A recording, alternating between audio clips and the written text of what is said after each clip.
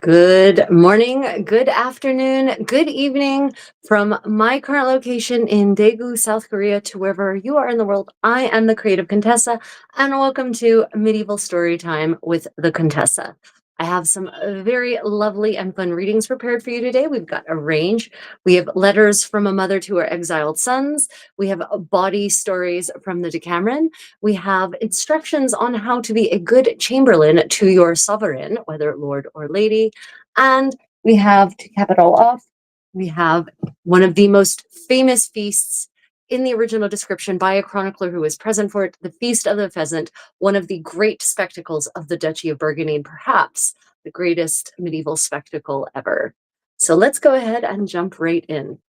So I just want to let everyone know I have finally decided on a format of sorts for this program. So I've decided on a mix of fiction and nonfiction and medieval fiction and nonfiction. So stories crafted or written down in the Middle Ages that are fictional in nature, whether fantastical as in Arthurian or body as in the Decameron.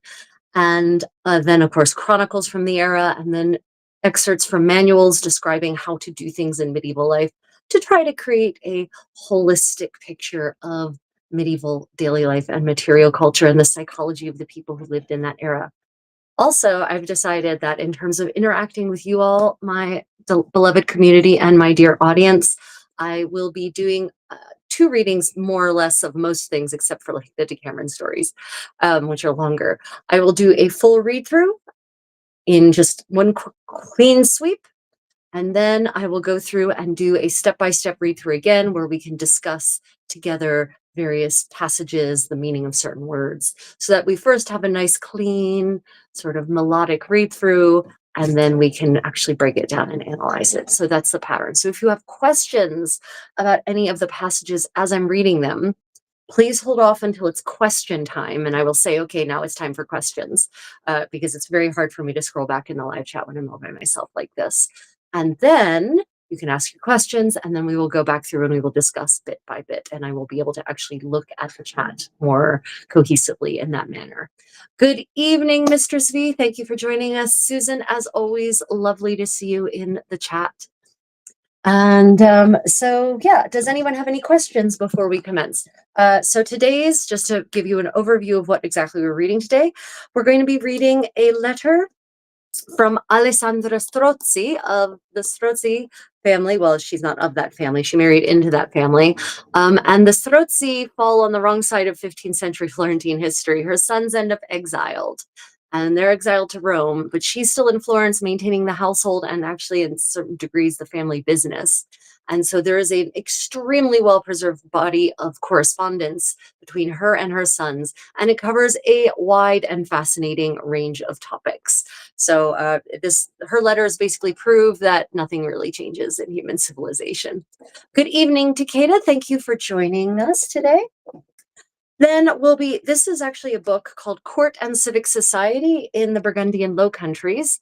And this is a compilation of primary source chronicles presenting medieval history, in this case, 15th century Burgundian history, from a firsthand perspective. So these passages, these compiled from chronicles of chroniclers who witnessed these events firsthand. So you get a sense of the kinds of materials with which historians are often working when they're trying to puzzle through the truth behind our history. And today from this, we're going to be taking, this was compiled by Andrew Brown and Graham Small, but one of the main chroniclers from whom they take their text is Olivier de la Marche, who was a courtier in the Burgundian court and chronicled a great number of both great festivities and also great court gossip. So today we're going to be focusing on his depiction, his description of the Feast of the Pheasant. And we'll also talk about the history of that when we get into it. Then we're going to be returning to our book of nurture by John Russell. And as I said last week, there is, I think, a Project Gutenberg version of this maybe, or Internet Archive version of the reprinted book of nurture, which was compiled basically a series of books of etiquette and manners, was compiled back in the 19th century by some moneyed and leisured antiquarians of a certain class in England and then published. And then these have been reprinted lately very inexpensively, and therefore they're also on Project Gutenberg. So we'll be picking up where we left off. Bookmark is still there. The cats haven't stolen it yet. And we will basically be discussing the role of the Chamberlain, and their duties and daily tasks in the service of their sovereign, their lord or lady. So we'll be picking right back up from that. And then we will cap off with, as I promised at the very beginning, the final tale actually of the Decameron, the 10th novel. I think it's the 10th novel. Is it the 9th novel? No, the 10th novel on the 9th day. Sorry, not the last. The 10th novel on the 9th day. A body tale from the Il Decamerone, compiled by Boccaccio. Now, how much he actually composed these tales is very debatable. It definitely feels more like he was compiling a series of folk tales that he then wrote using his words and his language. He didn't invent the stories. It's just his telling that has come down to us. And his method of telling stories is hilarious. So that's our buffet of readings for the day. Let's go ahead and jump right in. Before I start, I'm going to start actually with selected letters, with the selected letters of Alessandra Strozzi and the letter that she wrote to her son on March 29th, 1465. Are there any questions before we commence? And just a reminder for those who are joining, thank you for joining us today. I've got some real fun readings for us, and you're going to just be able to immerse yourself in the fascinating nuances of the medieval world, various aspects of it. The format is, I'm going to do a read through first, maybe with only the occasional witticism thrown in as it occurs to me. And then we will go back and break down any sections that need explanation and discussion. So if you have any questions, please wait until I say question time. You're welcome to make all the comments you want. Polite, please. Witty is fine. Even a little bawdy is also fine. But, please don't be rude or nasty. You will get banned from my live chat by my moderator. But otherwise, we do allow quite a bit of ribaldry, of course, as you know, on my channel and in my live chat. But if you have any questions, save it for when it's question time. In the interim, feel free to make comments, but know that I'm not going to be able to see them all because the chat moves really quickly. Okay. Oh, thank you, handsome. This is my, I love the bling is the comment. This is one of the Nauches, the pendants by Armor and Castings. They are a channel sponsor. I will openly admit that. Check out their website, armorandcastings.com. Enter the code Contessa10 and you get a 10% discount. And their products are super high quality, really excellent. Okay, so let's go ahead and jump into the world of Alessandra Strozzi. Now, Alessandra, as I said, is living alone at this point. Well, alone. She has her household, she has her servants, but her sons have been exiled. And so they are in Rome, living in Rome, and she is still taking care of them just like a good Italian mama would now. And she is sending them clothes and she's sending them supplies and she's trying to arrange marriages for them. So she's basically, even though she's hundreds of miles away before trains, she is still managing to micromanage their lives. It's pretty amazing. This woman is impressive. Okay, so in the name of God, how she starts the letter. A nome di Dio, 29th of March, 1465. My last letter was on the 16th. I don't have much to tell you in this letter, as I haven't had one from you yet. I'm really only writing because I don't want you to forget all about me and to give you a reason to write me a couple of lines when you have the time, because hearing from you that you're well and doing well is the only comfort I have. May God be praised for everything. I've had a letter from Rome, from Lorenzo, saying that he had to leave for Naples on the 20th, and I'll be pleased to hear that he had a safe journey. May it please God to let him. I'm expecting him to get there by the end of the month, and he'll tell you everything that's happened. I haven't heard any news here since he left, apart from the fact that Niccolo Ardinghelli is expected at the gate today. He has been given a permit for 12 days, and some people say that he got it very easily, though others say not. Still, Giovanni Rucellai made the request to Piero, and perhaps his Lorenzo, because there's so many Lorenzos in Florence in this era, His Lorenzo exerted himself to do what he could to please his lady and Niccolo's wife. He may have done it for Niccolo so that he could see her often.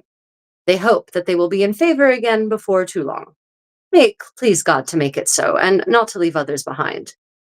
It might be more help to have a beautiful wife than a request from King Ferrante. Still, it's all for the best. The ambassadors left yesterday for Naples. May God bring them there safely. They have said many fine things, as you will hear from Lorenzo, but I don't know if anything will come of it, because these days it's hard to find a trustworthy man who is true to his word. I've heard that Don Federigo had to leave there some days ago, so Lorenzo won't have found him there. And nor will our ambassadors, which seems a shame to me because they would have got a better impression of your position there had they found you all there together. Remember, above all else, that you should go carefully in this business because if you make an attempt and don't succeed, we'll be the laughing stock of the crowd. Battista dan San Casciano brought the package with the 6 bundles of flax and the 2 skeins of silk that Tommaso had. It seems like fine flax to me, but I haven't put my mind to it yet because I've been feeling lazy. I haven't been feeling well since Lorenzo left, so I've eaten some eggs. I haven't had a fever, but my head has felt weak, and sometimes it feels as if my brain is turning around. I was very shaken up by Lorenzo leaving, and if it was like living while he was here, it was like dying when he left. His visit seemed to go by in a flash, and I didn't show him any of my business while he was here, because I didn't take any papers with me when I went to see him, thinking that he'd be allowed to enter Florence. And then, when it was clear that he wouldn't be, I didn't want him to leave and come and get them in the short time he was here. It was a great comfort. But since then, I've been so unhappy, and I will feel this way for a while. So I haven't looked at the flax yet, as I'm not doing anything, excuse me. So I haven't looked at the flax yet, as I'm not doing any spinning at the moment. I sent Lorenzo's doublet by Battista, who I mentioned before, and 6 towels with it, which are a little softer than the others. There are 4 big ones to hang on the stand and 2 little ones for your shoulders when you comb your hair. I don't have any more at the moment, but I've ordered them, and I'll have so many made now that you'll be well supplied for a while. I'll try to make certain that you have them by May, God willing. I'm writing to Lorenzo about the various girls we've considered, who have the qualities we want, and who would be a match to please you, because if you want a meal, you need to order it in advance. May God prepare us something good. Nothing more for now. May God keep you from all harm. From your Alessandra Strozzi, Firenze. So there's a lot of interesting things in here. I don't know if you picked up on them. Okay, first off, are there any questions to start off with before I go back and discuss some of the specific details in here? Laurie, welcome. Thank you for joining us today. Nice to see you back again. Yeah. So yeah, now's the time for questions about what we just read. And just to clarify, while you're asking your questions, Lorenzo is one of her sons, and that's why he's not allowed to enter the city. So he's come to some part of the greater sphere of influence nearish to Florence. And I don't think it says here exactly where he went. But Alessandra went out to meet him, and she left, the business papers behind. And that's why she was living before, and now she's dying. Yeah. Okay. Well, while you get your questions out, I'll go ahead and start looking back at some of these passages. What's interesting, first off, to think about is that, okay, so Alessandra Strozzi, the Strozzi, many of you seen the Palazzo Strozzi in Florence? It's immense. So she is not a poor woman, and she is not in the main, she's in one of the cadet branches. She's married into one of the cadet branches, not the main family, but still, she is certainly in the upper crust of Florentine society. And King Ferrante that they mention, that is the king of Naples. And basically what she's talking about is she's talking about trying to get her son back into the city and give him a pass to come and see to his business. So what this tells us about exile is that exile in Florence in the 15th century is not necessarily this permanent, immutable situation in which one may never come home. Apparently, akin to certain other sorts of punishments or imprisonments, you can request a stay of sentencing, a stay of to serve your term, perhaps to put a pause on it and come back and see to the affairs. She talks about um, Niccolo Ardinghelli is expected at the gate of the city, and that he got a pass, a permit, basically for pass. That's the military spouse in me coming out. He received a permit to come visit for 12 days, and some people say that he got it easily. So she's hoping that her own son may get a similar pass. And what she notes is that his Lorenzo exerted himself, and that having a beautiful wife may be more assistance, more use in getting you a permit to re-enter the city under exile than having a request issued by the King of Naples. I feel like the Italian appreciation for a beautiful face indeed dates back quite far. Are the Strozzi connected to the Medici? I mean, yes, all of those families are sort of connected to each other, but perhaps not in the way you're thinking. The 15th century, the shifting 15th century politics of Florence are pretty complicated, and I'm not going to delve into that right now because I would actually need a flow chart to show you. And like I said, there's the main branch of the family, and then there's the cadet branch. Martello, ciao bello, nice to see you. Okay, so, oh wait, did I miss a question? Sorry, let me just check back. I did not. Excellent. Okay, so what's interesting though are some of the details of really daily life for a woman, an upper class member of Florentine society. Um, yeah, thank you, Martello. Right? Need a flow chart, and ideally it's animated to keep people engaged. I'm not even going to pretend to try to do that without the right visual aids, especially with everyone being named Lorenzo and Giovanni and Giuliano, Piero, Cosimo, right? Like everyone. Oh man, this custom of naming your sons after their grandfathers or their fathers is just, it makes studying his European history pure hell. Okay, so some of the aspects of daily life that I'd like to really focus on here, because for me, the study of history, what interests me in particular is how people live their lives, how what they did when they got up in the morning, what did they do during the day, how did they do, when did they wash, how did they wash. I don't know why, but that's what I want to know. And so here we actually have some snippets, some windows into the daily life of an upper class member of Florentine society, of a woman. So she talks about 6 bundles of flax and 2 skeins of silk have been brought, right, to her, have been delivered to her. Tommaso is one of her sons, and it's been brought. So basically, he probably acquired it for her where he is, and then delivered it by courier, one hell of a courier, all the way up to Florence. And it seems like fine flax to me, she says, but I haven't put my mind to it because I've been feeling lazy. And lazy is perhaps a little too, that's her sort of despairing, being self-deprecating, but really it's because she's sad and depressed because her one son was visiting. She got to see him and now he left and now she feels like it's dying. But what she says is, I haven't been feeling well, so I've eaten some eggs. So this is it for those of you who are interested in medieval food and the medieval mindset about food. At least in this era in 15th century Florence, eggs are a dish you would eat when you're not really feeling well. So it's like food for the sick, food for someone whose constitution is not particularly strong. You apparently eggs would be the food of choice for when you're not feeling well. Hold on a minute. I'm not sure if you've done this, but I would love to see an episode about Scottish culture and medieval clothing in Scotland, being it some of my family came from Scotland and Ireland. Okay, so everyone, tomorrow morning, my time, tomorrow evening, America's, middle of the night, Europe, I'm doing a live stream with Philip from Irish Medieval History, and we're going to be talking about the kilt. and why it didn't exist in the Middle Ages. And part of that discussion with visuals is going to be medieval Scottish clothing and what we do know about it.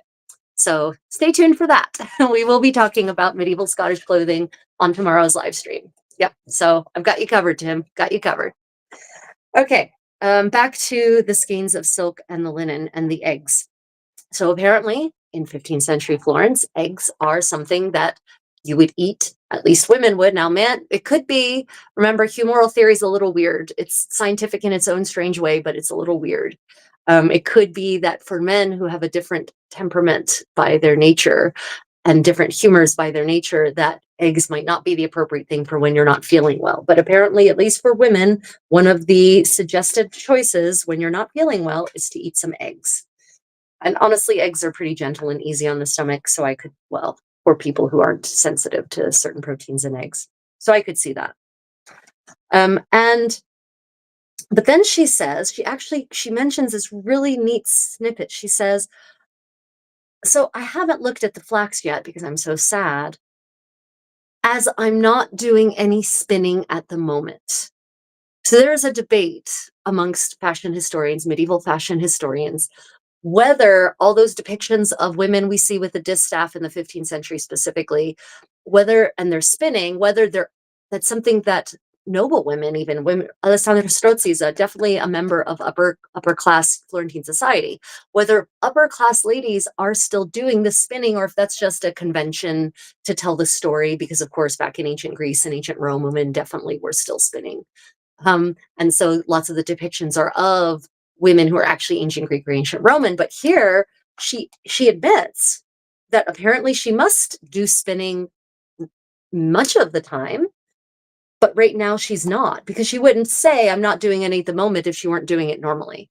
Right. So here we have evidence, and not just any spinning, she's spinning flax, she's spinning linen. And this also ties in with some other comments she makes, and I'll try to find those letters maybe for next week, where she talks about fashioning the shirts for her sons and sending them to them, right? And this might actually indicate a level of home production, even at that upper level of society in Florence. She's spinning the flax. Well, why is she spinning it? To do what? Is it then being spun to be woven into homespun linen that she will then make into shirts for her sons? Right? Could be. We do know that she is definitely making the shirts for her sons, because she says late in another letter, and again, I'll try to find that letter for you next week, that she has been making them shirts in their style, no less, in the style of their house. So yeah, so apparently Alessandra Strozzi, an upper class member of Florentine society in the 15th century, was spinning, and I'm going to bet she wasn't the only upper class lady in Florentine society in the 15th century who was spinning flax, right? But then we also have some interesting details about clothing. She says, we've resumed this part, I sent Lorenzo's doublet by Battista. That's the same person. So this is sort of this exchange, right? They send her her son sent her raw materials, apparently, and she sends them finished clothing. I sent Lorenzo's doublet by Battista, who I mentioned before, and 6 towels with it, which are a little softer than the others. So again, this idea that not all fabrics are the same, that certain towels may be made of softer linen and cotton, others may be made of a coarser, more pragmatic style. Now, I'm 99.9% certain she did not make the doublet. There's farsetto makers in Florence. There's a whole cadre of them, and they're covered by a guild, right? So the farsetto makers, that's a very, very skilled profession. But she's had one made, no doubt. Either she's had one made, or her son saying, "Hey, I didn't bring everything I thought I would need for my exile. Could you please send me some of the clothes you have in storage?" Either way, she didn't make it. Some farsetto maker made it, right? That's her doublet, farsetto. On back to the topic of the towels, there are 4 big ones to hang on the stand, and these, I'm 99% certain, are the beautiful, what we call Perugian towels, right? The white, long white towels with the beautiful blue woven patterns at the end of them, and then the fringe at the end. I'm pretty certain those are the big towels. And then the little towels, 2 little ones for your shoulders when you comb your hair. And this ties in with what we read last week in last week's medieval story time. If you haven't watched that session, go back and watch it. I think you'll find some very interesting things there. That falls really neatly in line with that, where they talk about getting dressing the sovereign, the souverain. And if you recall, everything was put on. He put on his stockings, his hose, or his socks, his hosen, his shirt, his doublet, and then they talk about putting that cloth on the doublet to comb your master's hair. And so here's a connection between Italian dressing customs and English dressing customs in the same, basically the same time, same era, just separated by thousands of miles. But even still, this idea that you're going to cover your clothes with a towel so that when you comb your hair and say hair falls out, or who knows, maybe dandruff, whatever you're combing out of your hair, maybe lice, even this could actually be an indication about louse combing, in fact, now that I think about it aloud. Anyway, that it ends up on the towel, and then the towel gets probably crunched up and then shaken out and laundered, right? So there's all kinds of really fascinating details that you can get from these letters about daily life that you're not going to find it necessarily in a book about medieval fashion or medieval daily life, but you have to read a lot of different kinds of texts to really get that full picture. And so, books, correspondence can be such a rich trove of these unexpected details. Now, I'd also like to draw your attention to the way she commenced this letter in the most Italian mama way possible. My mother starts phone calls this way sometimes. If you're watching, Mom, I love you. My last letter was on the 16th. It's now the 29th, by the way. I don't have much to tell you, as I haven't had one from you yet. Guilt, guilt, guilt, guilt, guilt. Why haven't you written me yet? You've made me write again. I'm just writing to remind you that I'm alive, really. And she says that I'm really only writing because I don't want you to forget all about me and give you a reason to write me just a couple of lines when you have time.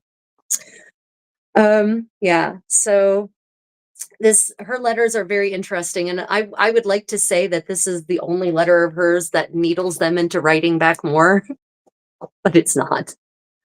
Yeah, so if you're a parent and you've had to encourage your child to stay in contact with you, please do feel connected to your ancestors who also had to needle their children into staying in contact with them in whatever manner possible. Okay, did I mention any, sorry, I'm sorry if I missed any questions. Any final questions or comments about this lovely little letter from a sadly brokenhearted Italian mama to her sons in exile actually, I think they might be in Naples at this point when she's writing them. Yeah. If you enjoyed that letter, I will definitely find another fun letter to read to you all next week. 15th century adult mother guilt trip right there. Nothing new under the sun. Yeah, right. My mom was a travel agent for guilt trips too. I'm only writing you to make sure you don't forget about me. I was alive when Lorenzo was here, and now I'm dying because he's gone. She's a widow. So in fairness, she's a widow at this point. So it's not like in some cases where the husband just really doesn't matter anymore. He is deceased. So she is a widow.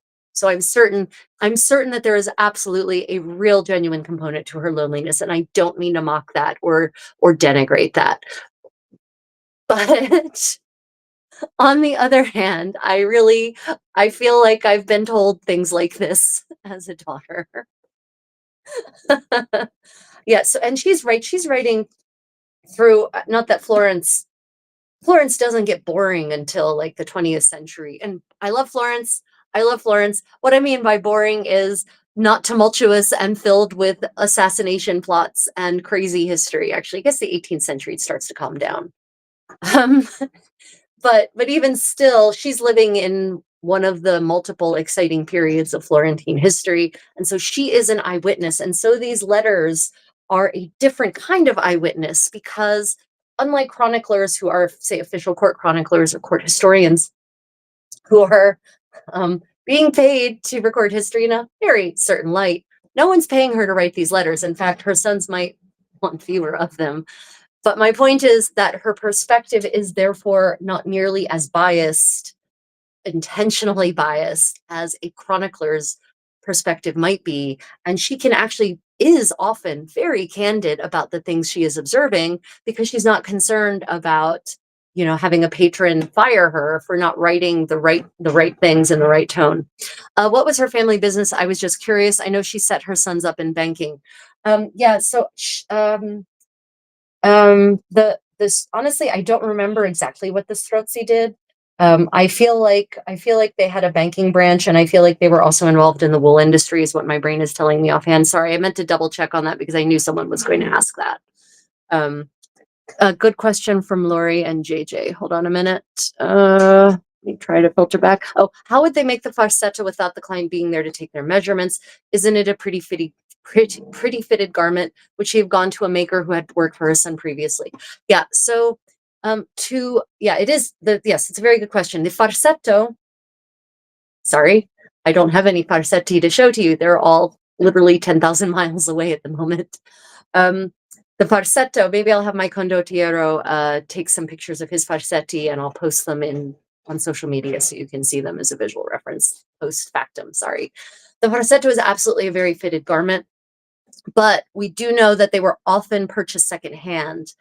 So if your body is, and we've also lent them around. So if your body is kind of a standard-ish shape, you can have a farsetto that's mostly fitted, and then it can be, fits vaguely, and then your local, if you can have a tailor fix it, take it in, adjust it. So she could have her son's measurements, for instance, on one of the measuring tapes, the way they used to do it, where we mark each of the measurements on one strip, and they probably draft it up because drafting is a thing, draping is not really so much. And then she could send it to her son, her sons, plural, I guess, because they're all there. And then they could take it to their local tailor and have it fitted and adjusted as necessary. Which is, but even still, thinking back through this letter, I suspect it's probably one of his doublets that he left behind. And he's saying, could you just go into my trunks, please, and get my doublet because I left it and I want this specific one. She doesn't specify which one, but I'm assuming he probably wrote and said, could you please send my farsetto of broadcloth or my farsetto of silk damask or high-low velvet or whatever it was. I'm thinking more of that because I think if it had been one that had been freshly made, she would have mentioned that. She would have made sure to mention that she'd gone to extra effort to have this made for him. I just can't. I know Alessandra a little bit, and I just can't imagine she would have left that effort out. But that would be the hypothetical way that you could have something made at a distance is, you send your measurements, it's drafted, it's basically built together, and then it's adjusted. Let me see. What was the other? JJ, did I answer your question? Ah, good. Okay. Got you. Okay, fantastic, everyone. Are there any further questions about Alessandra? I will definitely bring you more Alessandra Strozzi and her epic level guilt tripping next week. Okay. We are now going to turn in. Okay, great. Thank you, Lori. I'm glad that made sense. It's the difference between hearing from a chronicler versus coffee room chatting and gossip.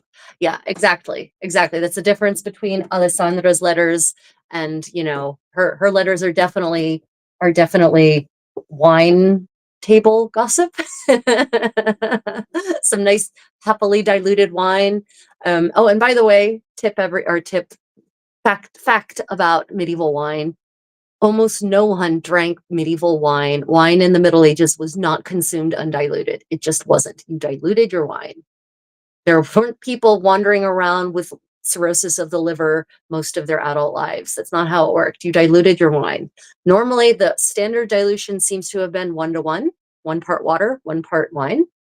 But Philip the Good was known, one of the reasons he was called the Good, is because he was so known for his temperance that he would dilute his wine by 3-to-1. So 3 parts water, 1 part wine. And he was famous for his temperance. Everyone at court knew it, and chroniclers from across Europe wrote about it.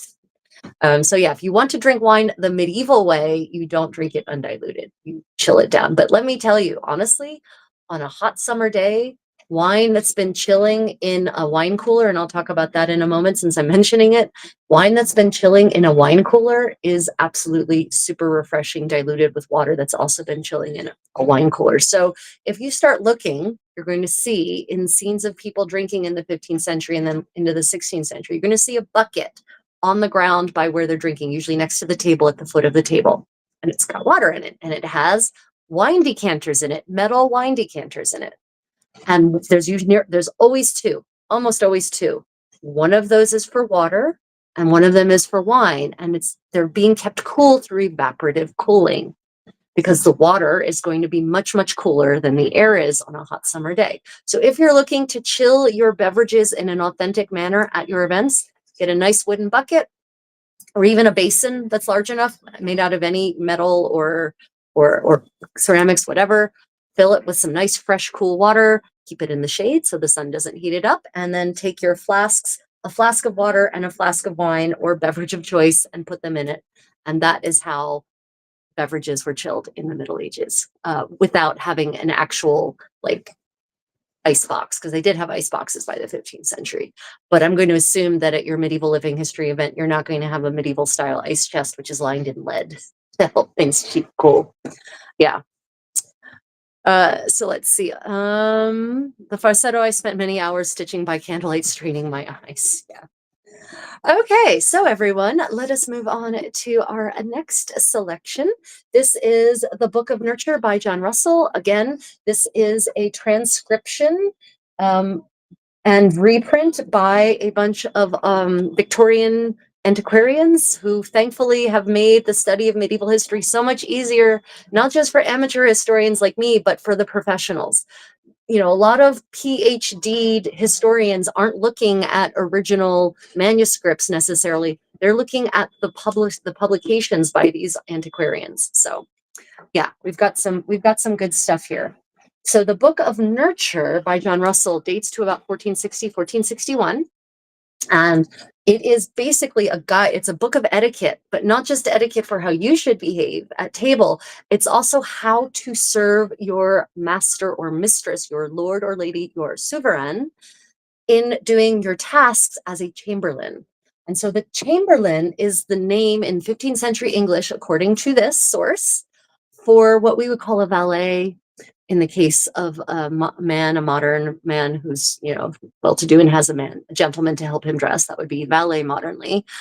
Or for ladies, what we would call a lady of waiting now, but it seems to be the word chamberlain is the person who would not only help you dress, but literally be in charge of making sure your chamberlain is in order and that everything you need is comfortable. So it's not, their duties are definitely managerial level, but also intimate. And that would have been, the role of chamberlain would have been extremely beneficial to the chamberlain, because that means that the person who is the chamberlain is the person who has the closest, most intimate contact with the sovereign, whoever the sovereign is, king, duke, count, lord, whatever. If you are of a lower rank, you definitely want to get a job as a chamberlain, because then you have the ear of the sovereign and you're going to get all kinds of perks. You're going to get cast off clothing.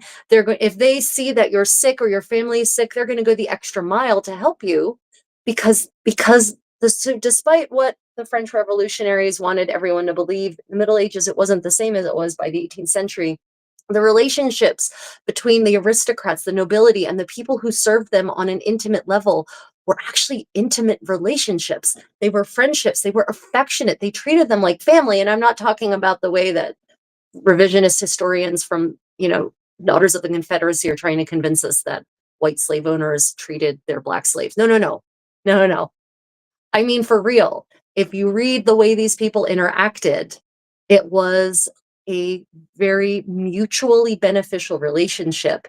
And there was real care and real concern that developed between a lord or a lady and their servants, the servants in their household. And so being a chamberlain was a good gig.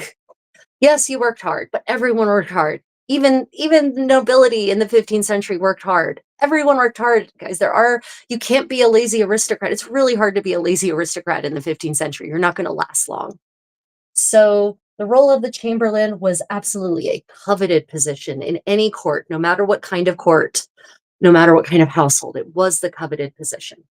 So last week we talked about how the Chamberlain dressed their sovereign. And if you didn't catch last week's medieval story time, definitely go back and watch it or listen to it, because the details about how to dress your sovereign give us the best, most trustworthy and complete evidence of all of the layers that an English nobleman would have worn in the 15th century.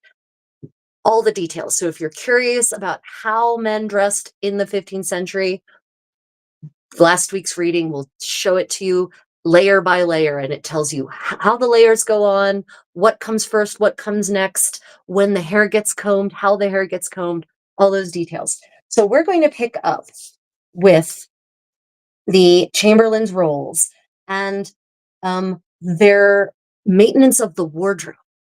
So we're going to talk about, and I know you're all thinking, wow, really, we're going to talk about closet maintenance? Yes. But remember, the wardrobe, the garderobe, is not just a closet in the 15th century. Depending on the size of the household, it's a department, right? In the royal households, the royal wardrobe is an entire department, and usually sometimes occupies an entire castle, depending on, or a manor, depending on when and where in England, for instance. So the wardrobe is not just a closet. It's the term for all of the things that are stored in the wardrobe. And also for the process, it's the department that handles the cleaning and the maintenance of clothing. So now we're going to delve into the role of the Chamberlain and what it is, how they're supposed to manage their sovereign's clothing, all of their clothing. And in many cases, not just the sovereign's clothing, but the clothing of the members of the household, including the servants. So let us pick up from there. And again, the format is I'm going to do more or less a clean read through, and then we're going to go back to the beginning and go through, break it down step by step, and then I'll take questions. So if you have questions, please wait. Just like maybe jot the question down, hold off until I say question time, because it's very hard to scroll back through lots and lots of comments and chats. Okay, everyone, here we go. The wardrobes. In the wardrobe, thou must much intend bestly the robes to keep a well, and also to brush them cleanly. With the end of a soft brush, thee brush them cleanly, and yet over much brushing weareth cloth lightly. Let never woolen cloth ne fur pass a 7 night to be unbrusheth and shaken. Tend thereto aright, for mightes be ready ever in them to gender and alight. Mightes, mights. Therefore to drapery and skinnery ever have thee a sight. Your sovereign after meat, his stomach to digest, yef he will take a sleeper, himself therefore to rest. Look both a kerchief and comb that thee have there pressed, both pillow and head sheet for him thee must dress. Yet be thee not fair him fro, take tent what I say, for much asleep is not medicinable in a midis of the day. Yet be thee not fair him fro, take tent away, oh sorry, what that thee have water to wash and towel all away. After sleep and sega, honesty will not it deny. When your sovereign hath supped, and to chamber taketh his gate, then spread forth your foot sheet, like as ye laird you late. Then his gown thee gathered of, or garment of his estate, by his license, and lay it up in such place as the best white. Upon his back a mantle thee lay, his body to keep from cold. Set him on his foot sheet, made ready as I you've told. His shoon, sockes, and hosen, to draw of be ye bold. The hosen on your shoulder cast, on upon your arma thee holde. Your sovereign's head thee cambe, but first thee kneele to grounde. The kerchief and cap on his head, it wold be warmly wounde. His bed y spread, the sheet for the head, the pillow pressed that stonde. That when your sovereign to bed shall go, to sleep, they're safe and sounde. The curtains, let draw them the bed round about. Set his mortar with wax, and perche that it got not out. Drive out dogge and catte, or else give them a clout. We'll come back to that. Of your sovereign take no leave, but low to him allout. Looke that he have the basin for chamber, and also the urinal.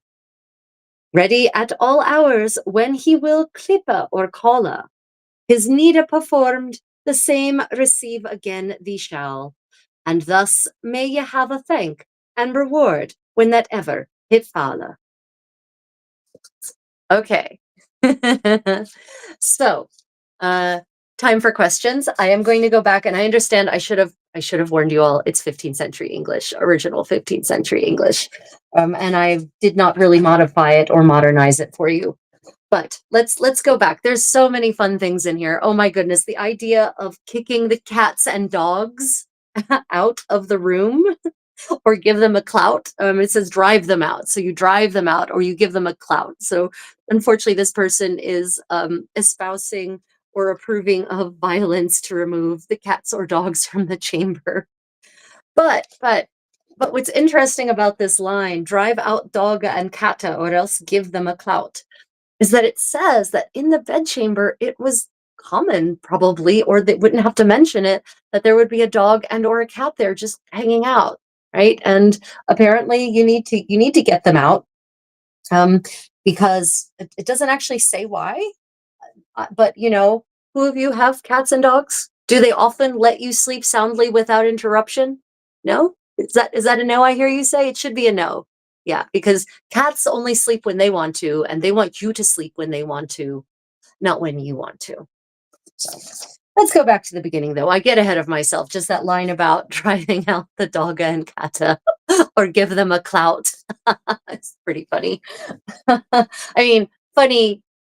I don't espouse the violence against cats, and I think we all know who rules the roost here in the household of the Contessa, and it's not me. But yeah, still the idea that you'd have to drive them out, because what do I do? What do I do at nighttime before I go into my chamber and lay me down to sleep? Yes, that's right. I drive out the cats. I do not clout them, but I drive them out. Actually, I usually pick them up and cuddle them and rub my cheek against their face and apologize profusely, and then I gently place them outside the door. So drive them out is really a strong statement. I couldn't drive them out successfully anyway, because to be honest, they would just run under the bed where I can't get to them. That's how driving out would go. Okay, so the wardrobe. So there's some interesting details here about the maintenance of medieval clothes that I'm going to recommend to you, dear viewer, especially because many of us don't necessarily, okay, like I dress like this almost every day at this point, but maybe many of you don't. And maybe you only dress medievally on the weekend or once a month or once every couple of months or even once a year. And so your medieval clothes are stored somewhere and they just sit there for months and months and months on end. And if they're hanging, then they're collecting dust. So some of these, you would do well to pay heed to some of these suggestions. So he says, in the wardrobe, the much intenda bissely. So, and then he says, the robe is to keep a well, and also to brush them cleanly. So remember, some of you asked me in last week's medieval sewing party, when I actually demonstrated combing hair with a medieval comb, you asked me about brushes. And as I mentioned, I have no evidence of brushes being used on hair, but they're used in cleaning. And specifically here, they're used for brushing garments, right? For keeping them clean, with the end of a soft brush. So you don't want one of those stiff boar's bristles. You want the soft boar's bristles. a soft brush, brush them cleanly. And yet, what he says is, brushing too much will wear the cloth away. So you do want to brush your garments, and actually modern ballets in the 20th century, if you watch shows set back in, say, Downton Abbey, you'll notice the ballet is there with a brush brushing the suit coats off, right? 15th century, they were doing that already. So, but you want to brush them with a soft brush and lightly. And it says here, let never woolen cloth ni fur pass a seven night to be unbrusheth and shaken. So at least every 7 days, you should be taking your clothes out, giving them a shake and brushing them. 7 night. Fortnight is 14 nights, 7 night is a week. So 7 night and fortnight are actually the more common 15th century terms for tracking time. If you would like to make if you would like to convert your English to be more 15th century, 7 night, fortnight. Yeah. And especially, he says, woolen cloth and fur. Okay, can anyone guess why else you might want to shake and brush your woolen cloth and your fur? How many of you have let wool sit too long stored in a wardrobe somewhere, maybe an attic, and then you come to find it crawling with woolworms, right? With wool moth worms. That is going to prevent that from happening. Brushing is going to help remove those eggs and any ones that might be trying to grow there. And they actually say here, for machtes be ready ere in them to gender and alight. For mites are always prepared. Moths, what we think of as moths now, are always ready to get it on and reproduce on your wool and your fur. Right? Animal proteins, big on animal proteins. And if they don't have wool and fur, I have had them eat silk protein as well, though they're much prefer the wool and the fur. So if you have wool and fur, according to this, you need to shake it regularly, no more than every 7 days, or no less, at the very least, every week, once a week, and also to brush it. So I'm going to recommend to you, dear viewer, if you do not cherish the idea of finding, moths, yep. If you don't cherish the idea of finding fabric and fur ravaged by moths, you should absolutely get a nice soft boar's bristle brush or some other natural brush bristle, but soft, and just brush everything once a week. Also, it will remove the dust that will accrue on it. Now, what it doesn't say here, it doesn't say whether these things are stored in chests or hanging, but there is very little evidence of clothing hanging in medieval storage. All the medieval storage systems seem to be long chests, very long chests, in which garments can be folded so that they make a long length, and then you can lay them in these long chests.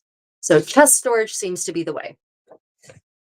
Let's see. Okay. And therefore, it says here, therefore to drapery and skinnery ever have the sight. Therefore to drapery, fabric, it's a 15th century word for fabric, drapery.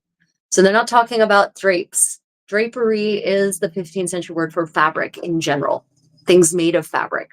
And skinnery is the 15th century English word for things consisting of fur, of hides, right?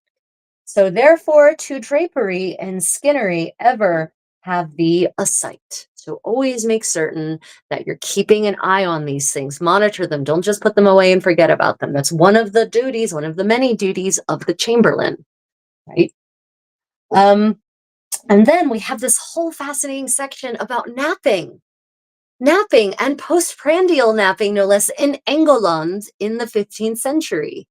Right. So this is another way that we get this window into daily life, that naps were absolutely a thing that at the very least the upper crust members of society were taking in 15th century England. So not just in the Mediterranean when it gets really hot. And in fact, there's mention here about making sure your souverain doesn't get cold. So let's get to this section. So your souverain after meta, after eating, so after meat, but food, remember meta is food. M-E-T-E, meta, meat, is in the 15th century doesn't mean meat, like muscles of an animal that you eat. It means food in general. So horse meta, if we recall from last week's inventory reading, was the food that you give to your horse, fodder, hay, grain, that kind of thing, right? So Your sovereign, after meta, after food, after eating food, his stomach to digest, yef he will take a sleeper, himself therefore to rest. Right? So if he's eaten a big heavy meal and he needs a nap, a sleeper, take a sleeper, right? It's not called a nap, it's called a sleep countable, which sleep is not really countable technically in modern English, but anyway, if he will take a sleep, if he will take a nap in order to rest after his meal, make sure that his kerchief and comb are ready. So, yes, you helped him dress in the morning, but now you're going to have to help him get redressed. So, this also kind of tells us that, there's going to be a certain level of undressing. And he goes on to describe that a little bit more. He says, look, let me see, look that both the kerchief and comb that you have there pressed, ready to go. Pressed is 15th century Franglish. So pressed is the 15th century English word version of prêt.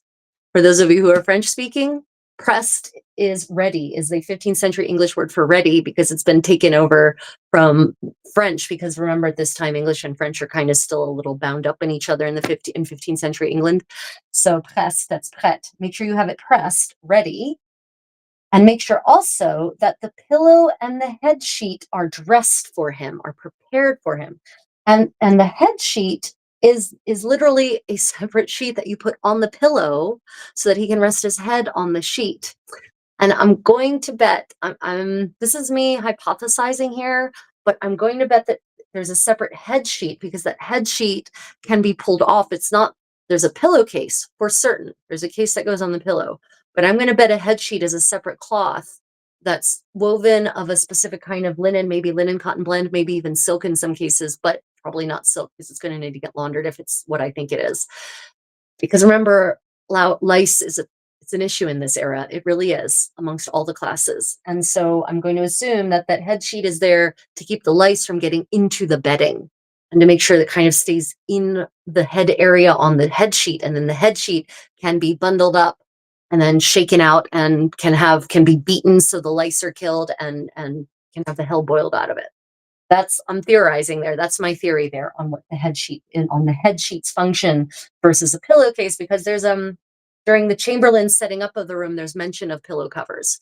So I think a head sheet is something else, is like I said, probably to protect the bedding from potential lice or other pests that might inhabit the sovereign's head while he sleeps. Then it goes on, the instructions say, yet be thou not far from him. So you can't go very far away. You need to stick close by your sovereign while he's taking his sleep, his nap. And make sure you pay attention to what I say. It's important what I'm about to say, so pay attention. It is for much sleep is not medicinable in midst of the day. It's not an Do any of you take naps? If you do, you should know professional nappers, and I'm one of them. I'm a midday nap person, and I've been since I started working on a horse stable at the age of 10.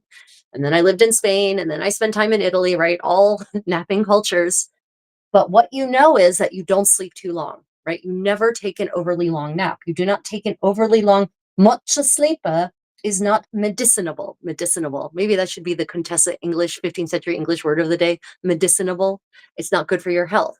It's not restorative to take much sleep in the middle of the day. You should take a short nap, right? Like I think the ideal nap is like 20 to 30 minutes long. And then after that, you're going to actually enter into a whole full sleep cycle. And then if you interrupt that, it gets bad, right? So even in the 15th century, they understood that a short nap was restorative and medicinable, but too much sleep in the middle of the day is not. And then the Chamberlain, or John Russell admonishes the Chamberlain, make sure that you have water to wash and a towel ready so that after the sovereign sleeps, he can wash himself. So this will be the second time in the day that the sovereign has washed himself. He washed right after getting up. He washed his face and hands, and probably any parts of the body that he felt needed washing. And here again, after his nap, we wash again. So this once again counters that nonsense myth, which we will be busting in a future episode of Medieval Myth Busting. This completely busts the myth of washing not being a thing, that medieval people were dirty and filthy. They were not. We're already on washing number 2 just after taking a nap, not even doing anything particularly dirt inducing. And yet here we are taking a nap. Right. Okay. So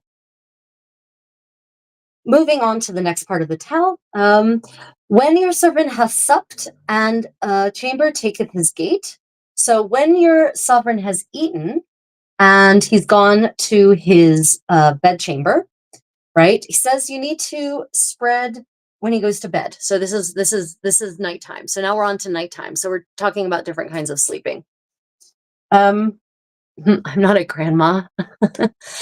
So for those just joining, we're discussing a text from a 15th century book of etiquette and manners that discusses how a chamberlain, the sovereign's, a lord's head servant, would take care of them and what he would have to do.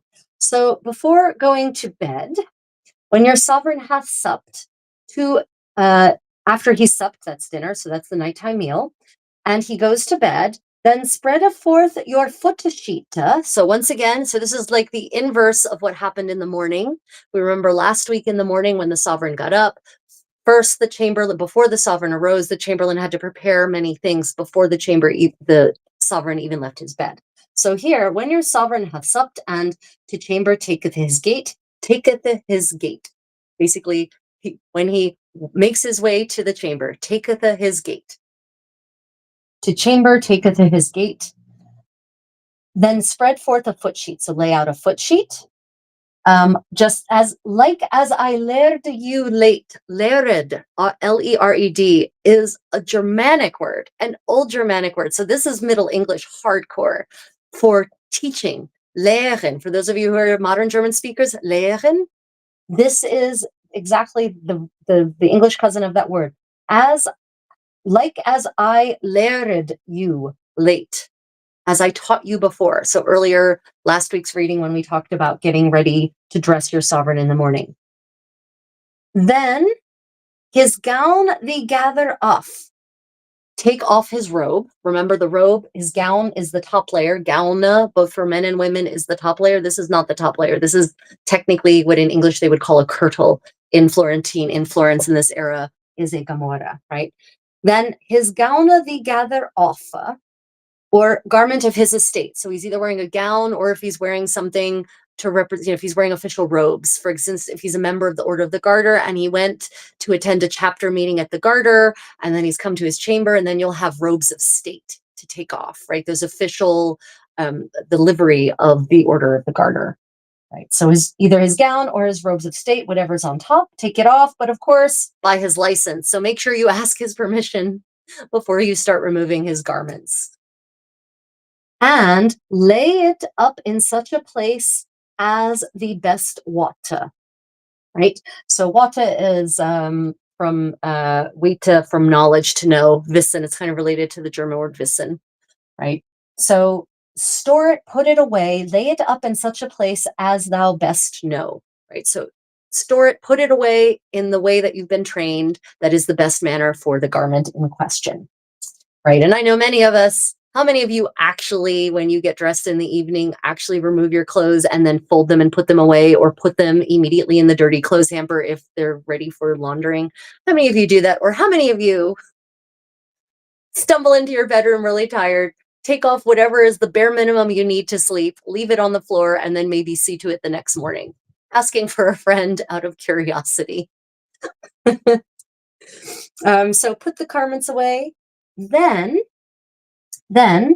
upon his back a mantle thou lay, his body to keep from cold.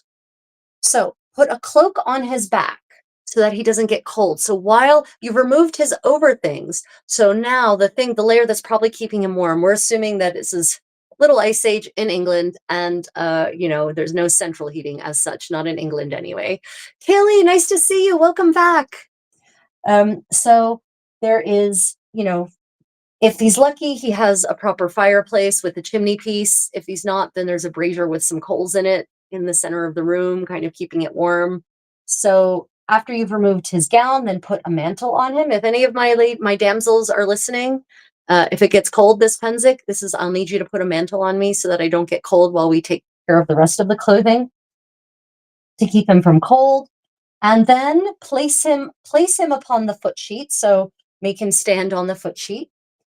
And it's interesting because they don't say anything about making him sit down, but I'm hoping that for some of this, maybe he doesn't. Maybe the sovereign doesn't sit down for this part of the undressing. So let's break this down, the undressing. Then take off his shoes, his socks, and his hosen. And then put the hosen on your shoulder, cast them upon your shoulder, and hold them on your arm. So, you know, so basically if hosen are long, right? They go basically from the waist to the feet. So probably, you put one part on your shoulder, maybe the main part, and drape the foot part over your arm so that they're not ending up on the ground. Because if they end up on the ground, then they're going to need more brushing. So his schoen, sockes, and hosen to draw off be thou bold, right? Be bold, be brave, and remove his socks, his hosen, and his schoen. And again, it's very interesting that the word socks are mentioned as a separate item from the hosen. Your sovereign's head thou comb. So then you comb your sovereign's hair again, right? This will be the third time possibly his hair has been combed. Once when he got up, twice after a nap, and now before going to bed, we comb the hair. So, this really gives us a picture of just how important hygiene and good personal grooming was in the 15th century in England, right? And but first thee kneel to the ground. So it says, your sovereign's head thee comb, but first you kneel to the ground, right? So first you have to kneel before your sovereign to show your obeisance to him, and then you can comb his head. Now, I'm assuming it doesn't say anything about sitting here, but I'm going to assume that at some point this poor sovereign is sat down because combing someone's hair while they're standing is a little awkward.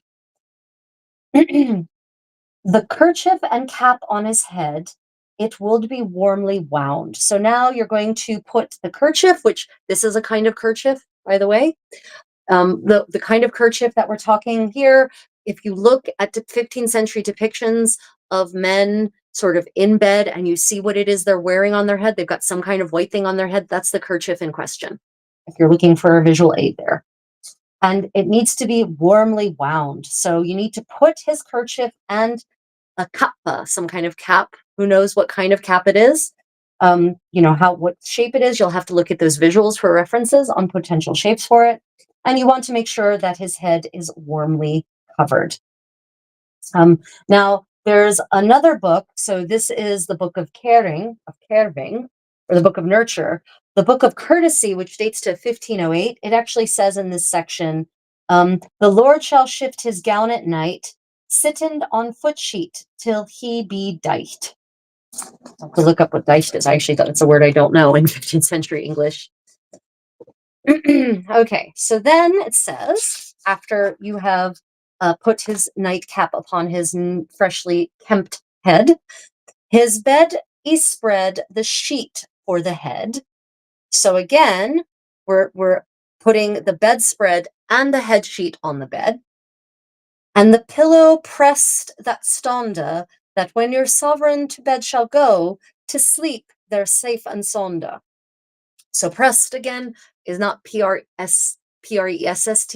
but the Franglish word pressed, prête, from French, have it ready. The pillow ready, and basically make the pillow ready, make sure it's covered in a head sheet so that when your sovereign gets into bed, he can sleep there safe and sound, right? And then we get a reference to the curtains. Now, these are bed curtains, not window curtains. So this is one of those suspended canopy systems that you see depicted in so many 15th century depictions, especially of usually often the Virgin Mary and the Annunciation. If there's a bed in the picture, then it's got this amazing set of bed hangings, or in a birth of the Virgin or the birth of Christ or the birth of the Baptist scene, you see these amazing suspended bed hanging systems with the curtains that often are balled up in the front, but still down in the back. And so those are the curtains that need to be drawn around. The curtains, let draw them the bed round about, and then set his mortar with wax or percere, that it go not out. So morter, morter, in this case, is a kind of lamp and or wax taper, and it's basically a night lamp. And now we start to understand why castles just randomly burn down. Because he's literally saying to have a night light burning so that it does not go out. Now, obviously, or maybe not obviously, maybe you don't realize this, nobility, um, right? Yeah, oh, dicht, you're right. Dicht, you're right, Takeda. Dicht, dicht. Dicht might be close to the German word dicht, close, tight, and dense. Good point. Thank you for drawing that parallel to German. Anyway, sorry, I happened to look up and see a comment. Okay, so he's actually sleeping with a nightlight.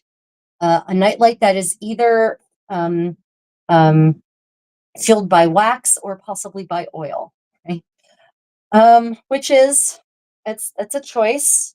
Or wait, oh sorry, perchers. Sorry, not wax. Perchers. There's actually a footnote here. Perchers are Paris candles, formerly used in England, and they're a bigger sort of candle, which were commonly the kind that are they're the pillar candles, right? The column candle. So that's a percher. So the idea is that this big candle is not going to burn out because it's really thick. And so it shouldn't burn all the way down in the night. It should be there for the entire night hours. Now, that is an interesting detail because the medieval world was otherwise very dark, right? You don't have ambient light from the city and from all of the light pollution. There is no light pollution in medieval Europe. And so it would be very, very, very dark in the chamber if there is no light of any kind. And of course, the sovereign is definitely going to have to get up in the night probably to relieve themselves. And we know that, and we'll get to that in a moment because there's a detail here that tells us why we know that. And so it makes sense that there would be a nightlight, and that nightlight would just be allowed to burn all night. Now, there are going to be servants sleeping in the chamber. The Chamberlain probably sleeps there on a trundle bed if the Chamberlain is not married. And even if he is married, he might still sleep there on a trundle bed or something there like on a pallet or something that's in the chamber. There will be servants who basically are on night duty, and they will probably make sure that things like, deadly night fires don't break out. But even still, that happened. And then we get to the point of driving out the dogs and cats or give them a clout. So want to make sure there are no dogs or kitties to keep the sovereign awake, because we all know cats especially, they are nocturnal and they will dance across your sleeping body and parkour and do all the crazy things. Last night I awoke at about 3 a.m. because one of my little toes hurt. There was a sharp pain in one of my little toes, and my little Nobby, my little Tabby, had just reached a paw out. She was at the foot of the bed, and she reached one paw out, just one, and one little toe of one paw, and hooked a claw into my little toe. That's it. And she was just holding it that way. Anyway, now it says here, of your sovereign, take your leave. So of your sovereign, take the leave, but low to him allout. So before you leave, before you take your leave, so apparently the Chamberlain isn't sleeping in there, but someone is. Make sure that you have put out a basin and a urinal. A basin for chamber. That is the chamber pot. That is a 15th century expression for a chamber pot. A basin for chamber and a urinal. Be ready at all hours when he will kleppe or call. So apparently the sovereign is going to alert his chamberlain to these needs, and then you shall come and you shall take it away. And so it's very interesting. Ready at all hours when he will kleppe or call. And his need performed, the same receive again thee shall, and thus may thou have a thank and a reward that ever it falle. So basically, the sovereign, what I'm reading here is that the sovereign says, oh, Chamberlain, things have happened. And the Chamberlain comes and fetches the basin and takes care of it, or fetches the urinal and takes care of it, or someone who is under the Chamberlain's leadership, maybe falls under them, a subordinate, comes and fetches the basin and the urinal. And so this is another detail that, at least at the level of a lord or a lady, no, they didn't have to sleep with the smell of night effluence perfuming their chamber most foully. No, no, their damsel or their chamberlain would come and remove them and bring back probably clean ones, or a cleaned version, a cleaned urinal and a clean basin of chamber, so that they would then be able to sleep comfortably and not with foul odors putrefying the air around them. Right. So again, this focus on being clean, on not having foul smells in your chamber and in the place where you live and sleep, and on being clean, right? So basically, thus far we have learned that the sovereign and probably a damsel is cleaning themselves 3 times a day. That at least there's 3 washings that happen. There's 3 combings that happen, and that even if there is night, if night movements occur, that they are disposed of almost forthwith, and that the chamberlain actually, and it wasn't even like an expected. It wasn't. It's a duty that gets extra rewarded. Like you get a tip, you get an extra reward. It says this deal and reward when that ever it falla. And thus you will have thanks and a reward whenever it happens. Fallen is to happen in German, and it's whenever it falls. Thus, it's an older meaning of the word fall in English, but it's the Germanic meaning, right? So you will get a thanks and a reward whenever your sovereign has business in the middle of the night, and you must take care of it. So even though it is a duty, again, their employers, the sovereign, recognizes that it's a pretty filthy duty, it's disgusting, and it interrupts your chamberlain's sleep.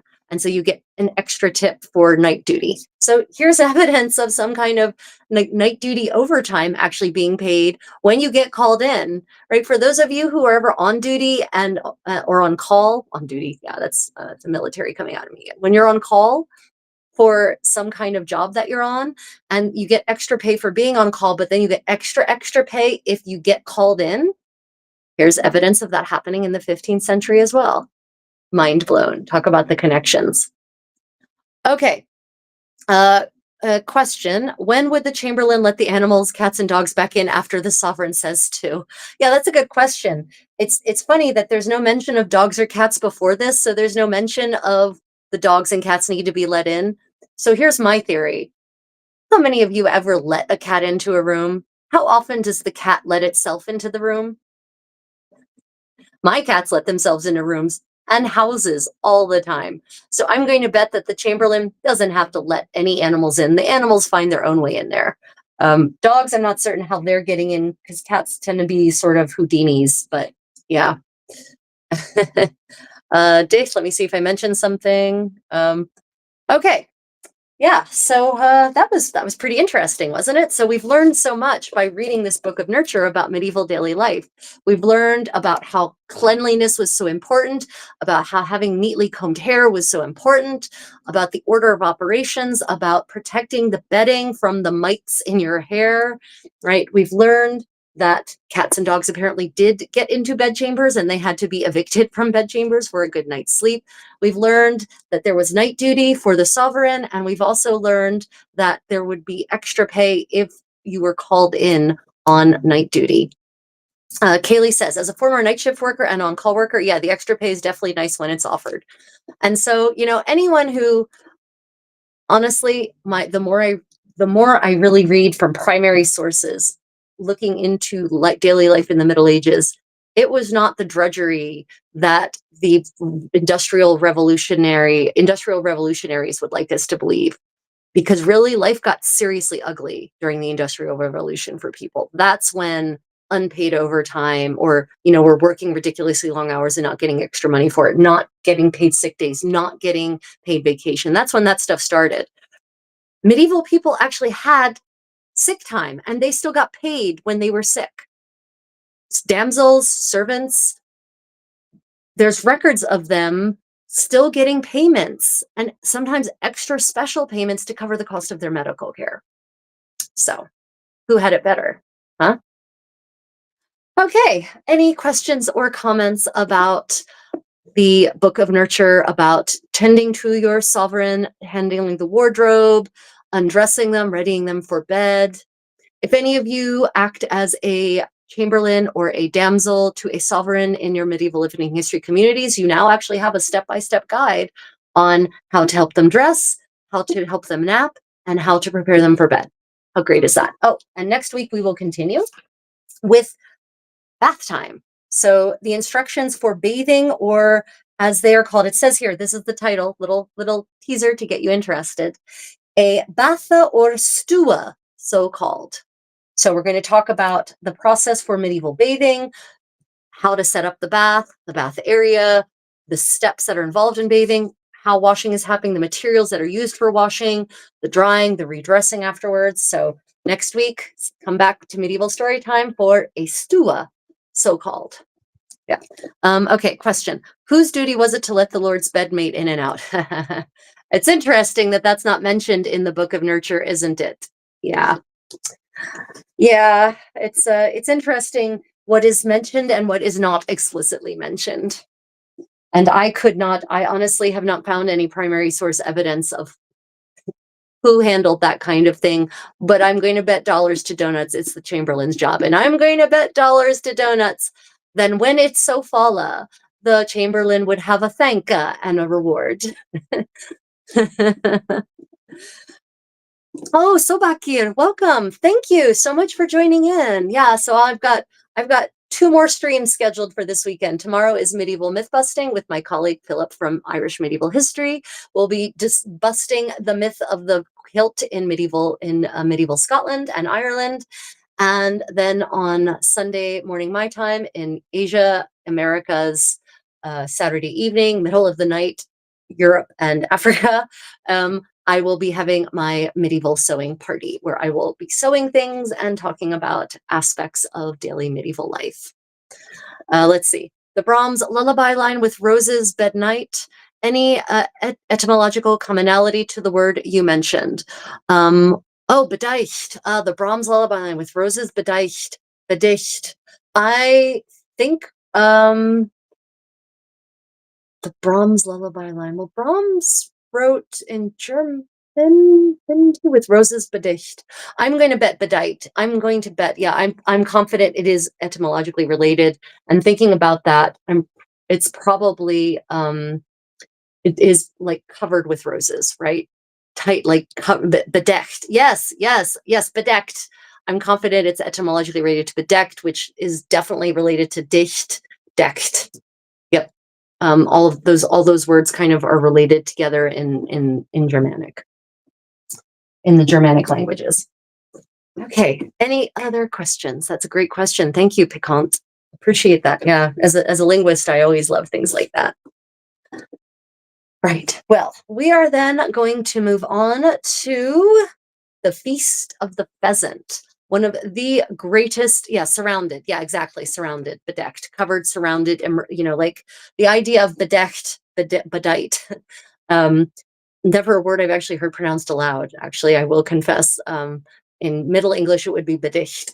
So it's going to be covered and surrounded.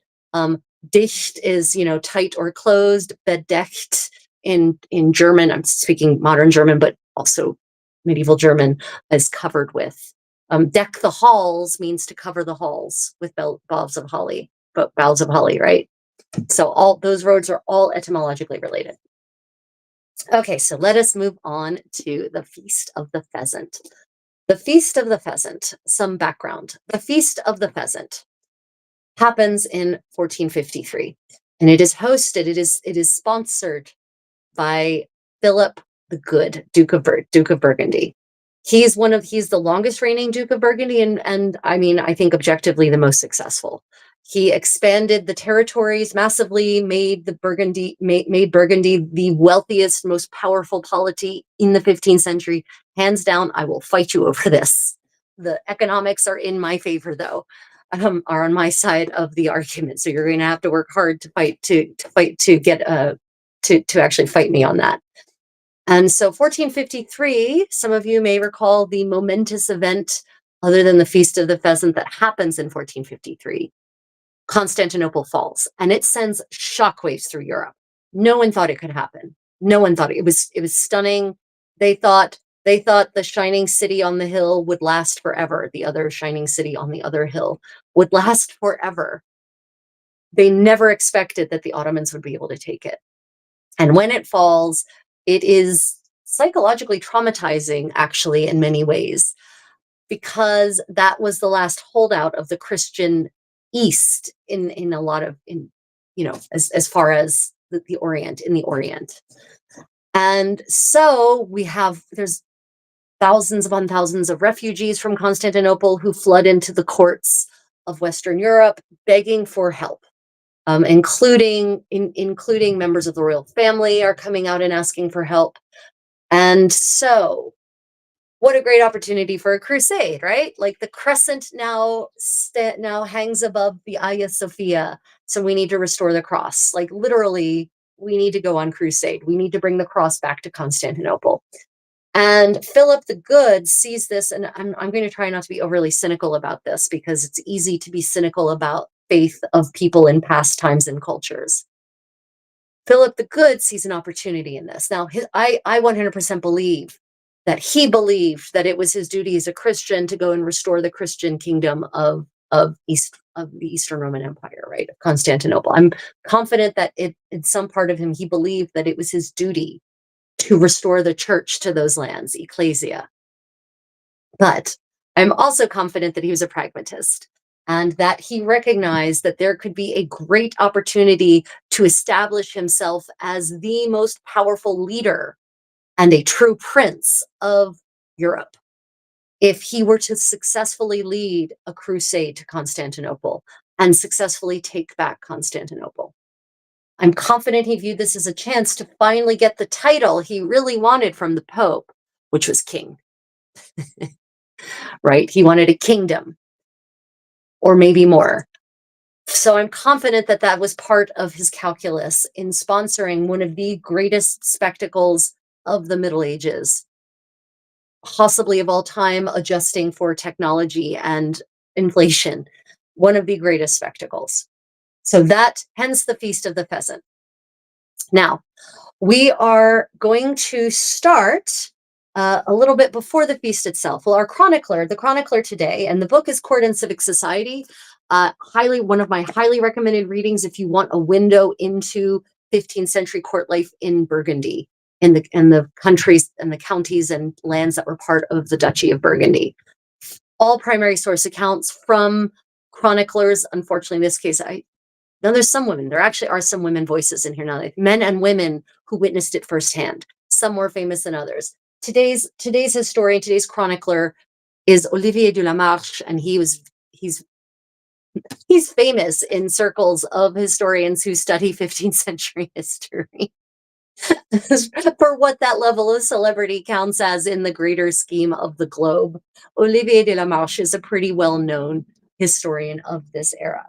And so we're going to discuss we're going to discuss, but I'm going to read to you his account of the Feast of the Pheasant. And there's going to be some really interesting details in here. So I'm going to prime you a little bit for this one. I want you to listen for authentic medieval ways of organizing events.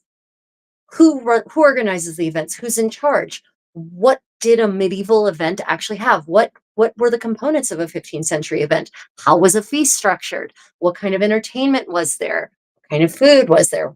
When did dancing happen? Did dancing happen? How were those all related to martial activities? Okay, so keep those martial activities, deeds of arms, passages of arms, tournaments, right? So keep all of that in mind. We're about to delve in now, and I'm going to answer all of those questions, but I just want you to be primed, have the pump primed. And something, I'm going to mention a couple of things. The feast itself is an exclusive event. So there are public feasts. The Dukes of Burgundy host public feasts all the time, where the entire city is invited, and temporary halls are set up in various public spaces, and basically everyone is invited. The Feast of the Pheasant is not that. It is not. inclusive. It is absolutely exclusive.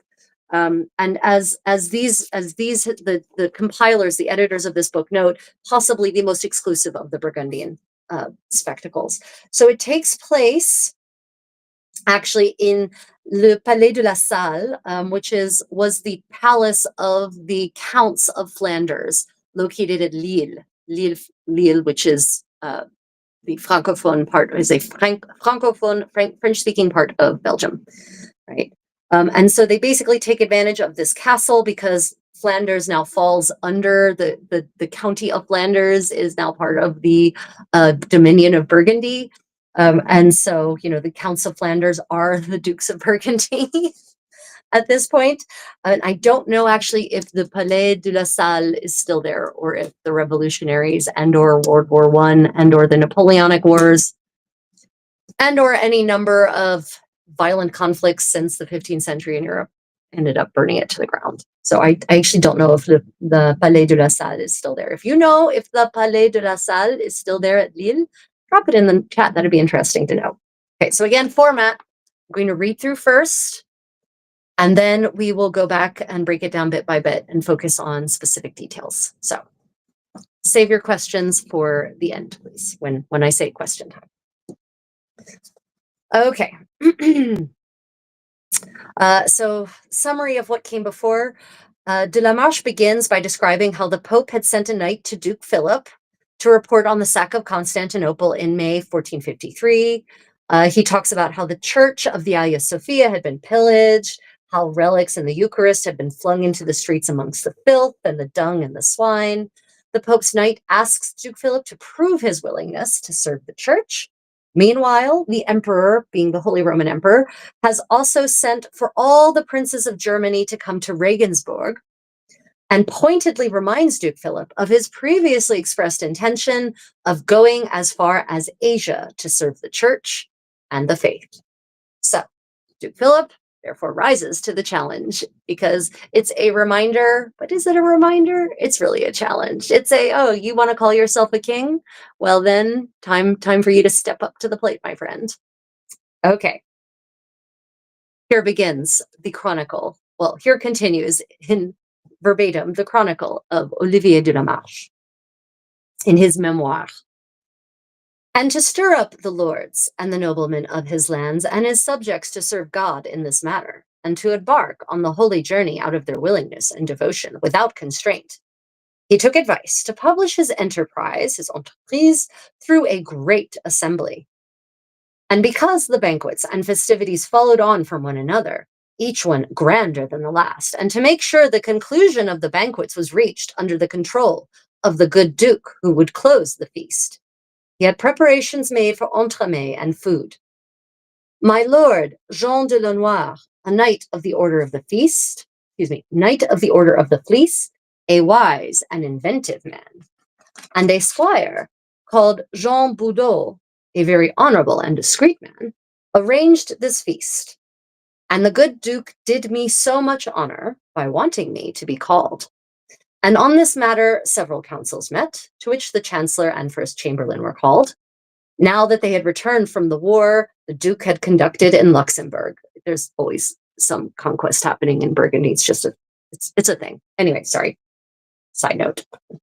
The greatest and the most privileged were also called to council, and after deliberations on opinions, conclusions were reached as to what the ceremonies and plays should be. And the Duke wanted me to play the character of Holy Church, whom he wanted to help at this assembly. And it was a solemn thing worth reviewing, and it is relevant to our purposes here. So I have recorded this banquet as fully as I could so that it will be remembered. So I'd actually like to go ahead and break down this section. We're going to go on to more, but there's so much here that I would like to go ahead and break down. Okay, are there questions? Now's your time for questions. While you decide if there are questions, I'll go ahead and point to some very interesting details here. So, as to who organizes feasts and events in at least medieval Burgundy, in 15th century Burgundy, apparently, who are the stewards?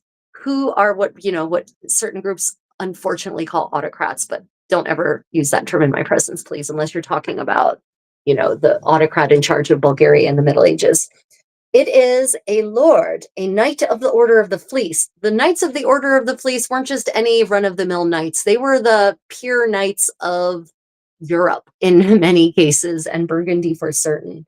So a knight, Jean de Lannoy of the Order of the Fleece, was in charge of everything, and he's noted as being a wise and inventive man. That's going to be very important, that inventive part. And he was supported by a squire, Jean Boudot. And they together are in charge of organizing this spectacle that we're about to talk about. Now, they had, I know for a fact, I've seen the receipts, they had a staff of hundreds to bring this thing together. But what that tells you is, in the Middle Ages, it was absolutely the nobility were the ones running the show. Also, who is performing in these entremets? They talk about an entremet, right? They say he had preparations made for entremet and food. Entremet is literally the French word of intermission. Like, linguistically speaking, they are the same word. But intermission is not a break. Historically, an intermission, the thing that comes between the courses of the feast, is an entertainment. That's what entremet means. Put between. And so these are the entertainments that happen between the courses. That's what an entremet is. And so this is not going to be just any, it's not just going to be some people volunteering to stand up and recite poetry or sing a song. Oh, no, no, no, no, no. This is going to be a spectacle to end all spectacles. So they're in charge of making these entremets and making sure that food is prepared, that everything is done. This is one hell of an undertaking. And the whole purpose of the Feast of the Pheasant, it says here, he consulted his council members, he consulted his people, and they decided that the best thing to do was this, that they should have a feast, and at the feast, they would publish, the Duke Philip, would publish his enterprise through the Great Assembly. At this feast, the whole purpose of the feast is to publish his intention to go on crusade to take back Constantinople. Right. Question: wasn't the Order of the Fleece ceremony part of the event? Oh, yes. Yes, part of the event. Yes, some people will in fact be inducted into the Order of the Fleece. We'll get there. But yes, it was. Okay. So now here's the other thing. Who are the performers?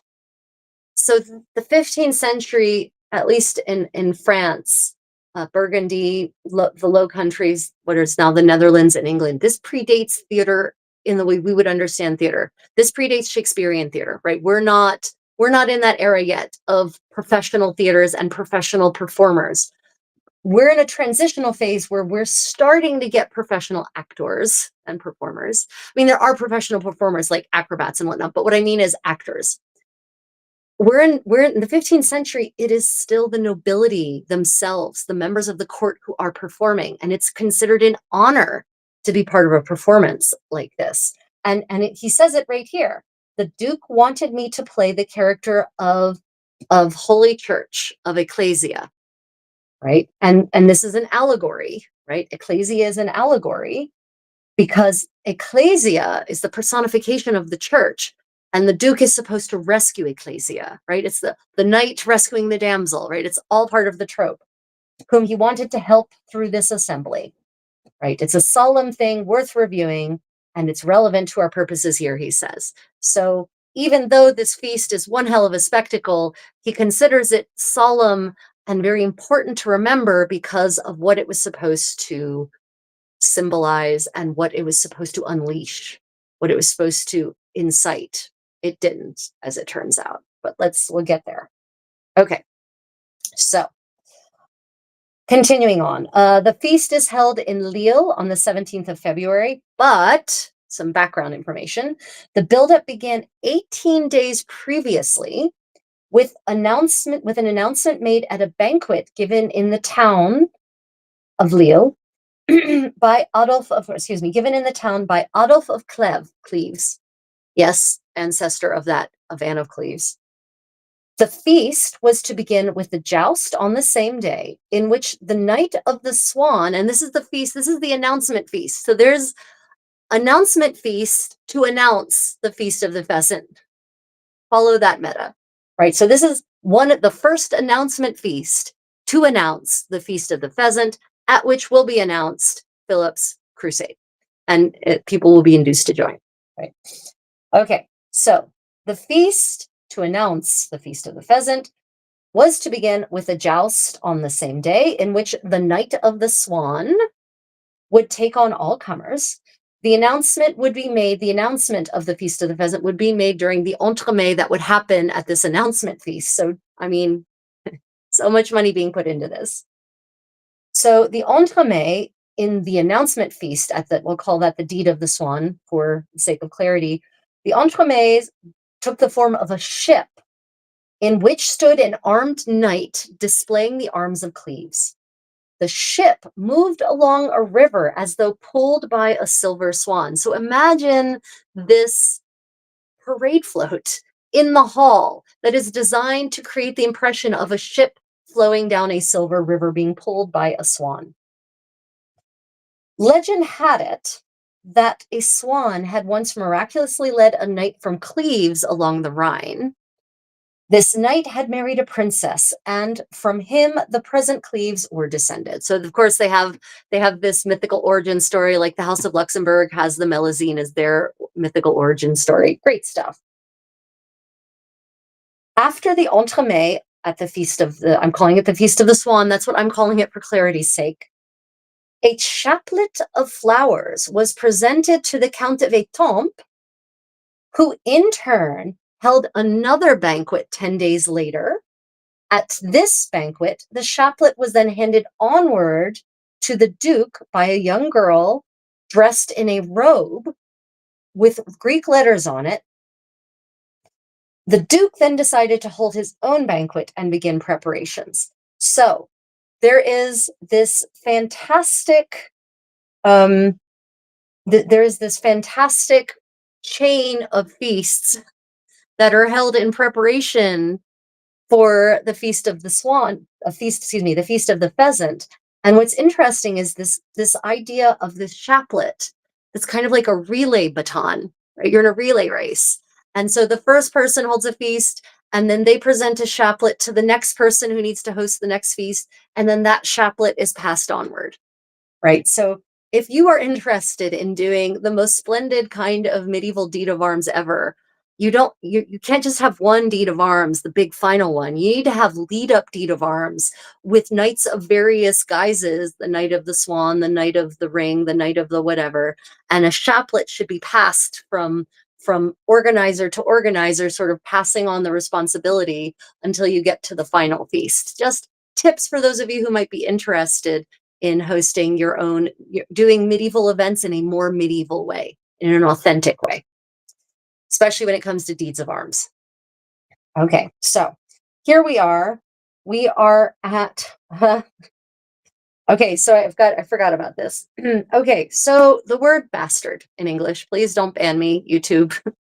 The word bastard in modern English is pejorative. Okay, so I just want to clarify that it hasn't always been pejorative, and that it used to be a title in languages, various polities and regions of medieval Europe. It was an official title. If you were the bastard son of the Duke Regnant, you had the byname of the bastard, and in this case, the bastard of Burgundy. That was privilege. That was prestigious. That was not slander. Okay, so when I talk about the bastard of Burgundy, it's not some kind of slur against the Duke of Burgundy or his heir. No, the bastard of Burgundy is an official title, basically an official position at the court. The favored bastard son from Philip the Good's favorite mistress. So just clarifying that now, so you're not shocked at what I'm about to read. That's why I laughed, because it's like the second sentence in, and I forgot to mention that. So bastard of Burgundy, not a slur, official title, not negative. Okay, let's go ahead. So on the day of this banquet, very early after dinner, my Lord Adolf, who had announced the Knight of the Swan, accompanied at the place where he was being armed by my lord the Duke, by the Count of Charolais, and by the Bastard of Burgundy, all dressed in robes of black velvet.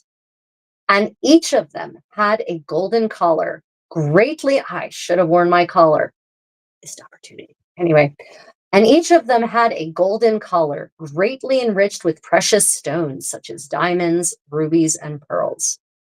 My lord wore on his hat a coronet so rich with precious stones that I do not know how to describe it, except as the garment befitting a powerful prince. My lord Adolphe, the Duke of Cleves, accompanied, as already said, by my lord, the Count of Charolais, and my lord, the Bastard, and also by the Lord of Etampes, left his household with a great company of people who went before him, dressed in and went before him, dressed in his robes. After them came drummers, and after them a poursuivant of arms, dressed in a coat of arms full of swans. And after him came a large swan, marvelously and skillfully made, with a crown of gold around its neck, from which hung a shield of the full arms of Cleves. And from this crown hung a golden chain, on which, from one end, there hung the shield of the knight, and this swan was flanked by two very well-made centaurs, who had bows and arrows in their hand, and made as though to shoot anyone who tried to approach the swan. So, yeah, the images here are pretty, wow, just wow. I want centaurs at my red and gold ball at Pensick. So there's so many interesting things here, right? So the Count of Charolais, for those who aren't familiar with Burgundian history, is basically the crown prince of Burgundy. That is, he is the heir. Charolais is a county. The Count of Charolais is in fact reigning over the county, but it falls under the dominion of Burgundy, and it is the heir of the Duchy of Burgundy. In this case, Duke Philip's son, the Count of Charolais, is Charles, so-called the Bold or the Rash. So that is the Count of Charolais, and the Bastard of Burgundy is his half-brother, right? And they actually seem to have got on pretty well. They do lots of deeds of arms together, so good, sort of happy family. Yeah. Game of Thrones fans chuckling right now, yeah. And they're all dressed in robes of black velvet. Now, velvet, I want you to understand that medieval velvet is silk.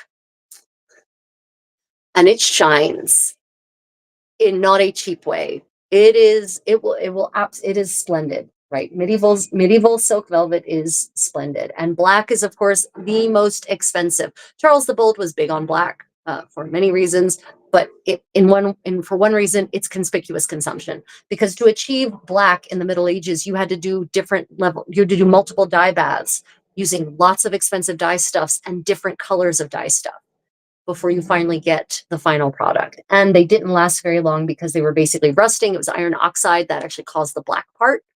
And so you're literally corroding your fabric to make it black. And so it's very delicate, and it's not going to last for centuries. It's going to last for years, and then it will just rot away. Okay, so robes of black velvet. And I'm going to guarantee you that they were matching, even though it doesn't say it. I can almost guarantee if they were. Each of them had a golden collar. So imagine that collar that you all love so much that I have by Armor and Castings, right? Something like that, but even richer than mine, with bigger diamonds, more rubies, bigger pearls. Now, my lord wore on his hat a coronet so rich with precious stones that I do not know how to describe it. My lord is the Duke, by the way. So this is proof. So this is one of those ways in which we can corroborate what the visual record shows us. We have visuals of dukes and kings wearing coronets on their hats. Now, what we don't know, and what one doesn't know until you find this, is whether that is true, reflecting an actual sartorial practice, something that kings and dukes, regnant princes actually did, whether they actually wore coronets on their hats, or if that's just the artist's way of indicating to the viewer that this person is a prince, that they are a king, They are a regnant person. But, but here hidden in this passage, for those of you who are into fashion history, we have proof, positive, that it isn't just an artistic convention, that in fact, dukes did in fact wear coronets on top of their hats, right? So those of you who've been wearing coronets on top of your hats just because you thought it was cool, it's authentic. And here we have the actual documentary proof, not just art, but documentary evidence. The next best thing would be to find a wet mummy, well preserved, of a duke who fell in a bog and got preserved in the way he was when riding a horse somewhere with a hat and a coronet on. That would be the third leg in the tier. Someday we can hope. I think the collar version of Otto the First, the HRE crown. Yeah. Okay, so then in addition to that, we've got this float. So this is the Duke of Cleves. When I said the Duke, I meant the Duke of Cleves. So this is how the Duke of Cleves is going to present himself. So if you're presenting yourself at a feast as a knight, you apparently need a float and an entourage, if you are especially of the rank of a duke. So he left his household with a great company of people who went before him, right?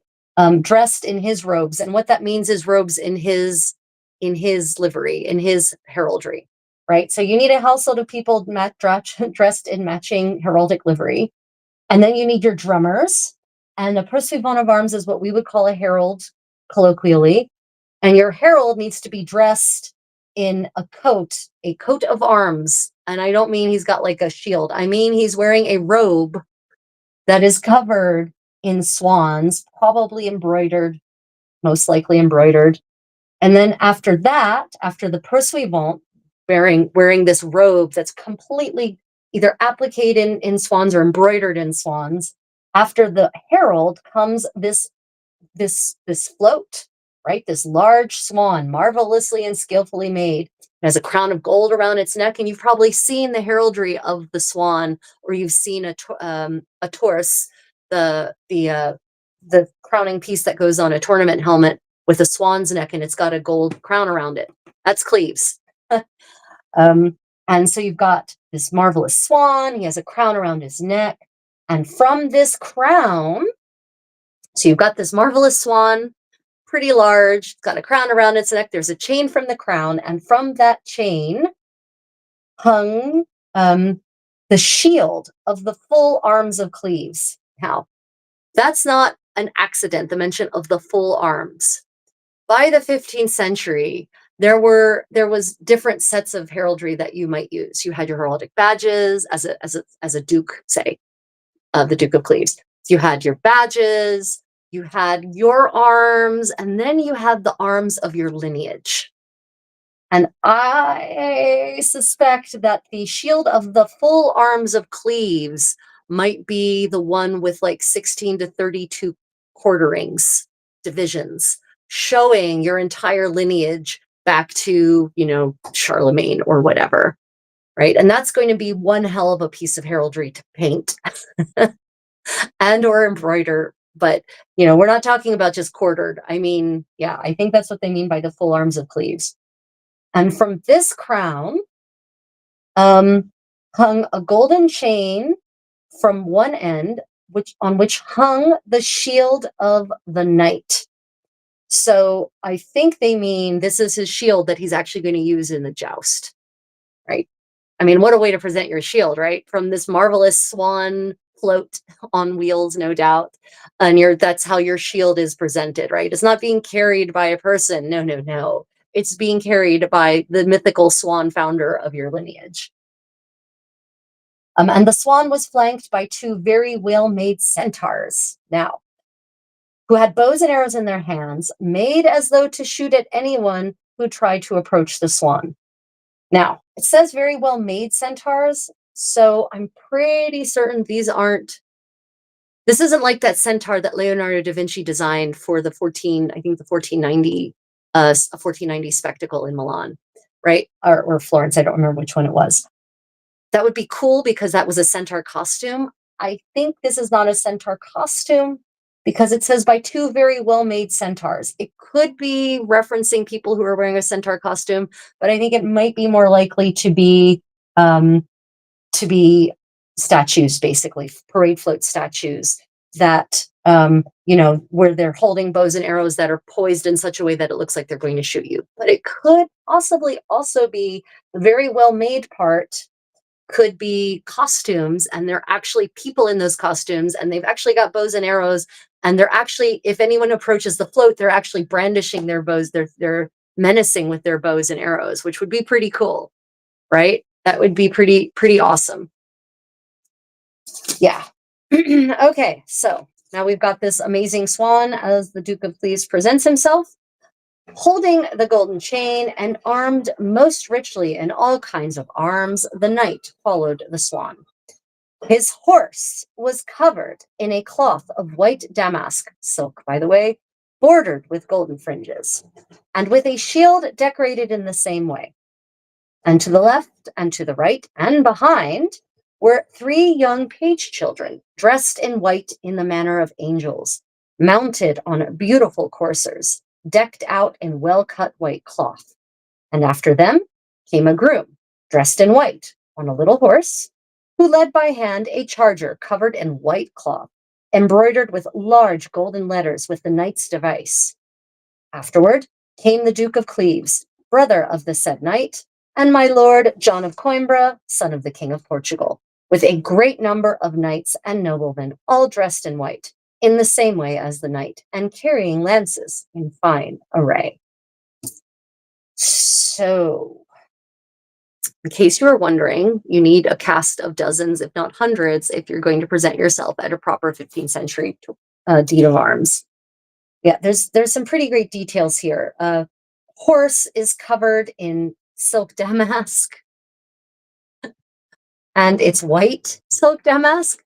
How many of you have had your horse defecate in the middle of riding and it definitely gets down the backs of their legs or whatever? Oh yeah, grass stains on that white silk damask. Fun, fun, fun. And then you've got your page children, right? I'm pretty certain it's page boys. Not page girls, it's page boys. Unfortunately, this one does not, that's my only critique of this. It does not provide the original French juxtaposed next to the translation. So as a translator, I'm always a little skeptical, but I'm pretty certain it's page boys. Dressed in white in the manner of angels, so more white, mounted on beautiful coursers. A courser is a jousting horse. Oh, goodness. Okay. And interesting note about the internationality of this event. My lord John of Coimbra, the son of the King of Portugal. So this is once again illustrating the interconnected nature of the medieval world, of the 15th century world. So we've got, and he's not there alone. Like John of Coimbra brought an entire household, an entire retinue with him, and ladies as well. So you've got, and that's because the Duchess is Isabella of Portugal, right? So this shows, again, the interconnectedness of the medieval world. Portugal is not around the corner. I mean, you can get there by ship relatively quickly by medieval standards, but it's still a potentially dangerous boat ride across the freaking Bay of Biscay, which sucks, by the way, for sailing. It's rough as hell. Even to this day, crossing on a cruise ship, the Bay of Biscay sucks. I hate the Bay of Biscay. Hashtag Bay of Biscay sucks. So I can only imagine how awful it was to cross that thing in a medieval caravel. Not fun. So, but that's despite that, Burgundy has these direct ties with Portugal, and there's people going back and forth for spectacles such as this, not just for commerce, right? So I've put the book down because I'm going to open up the floor to any final questions, because unfortunately my battery has drained down way more rapidly than I anticipated. I am so sorry, everyone. We will get to more Feast of the Pheasant in the next reading, because we haven't even gotten to the good stuff yet. And we're definitely going to get to our body Boccaccio till next time. Okay, so please like and subscribe. I'd like to thank, well, any final questions or comments? I would like to thank my patrons and my channel members and those of you who leave super chats for me. I appreciate your generosity in supporting my work in bringing the beauty and creativity and joy of medieval material culture and recreating medieval material culture to you and the world at large. I really thank you all for being part of my growing community. If you would like, that was it.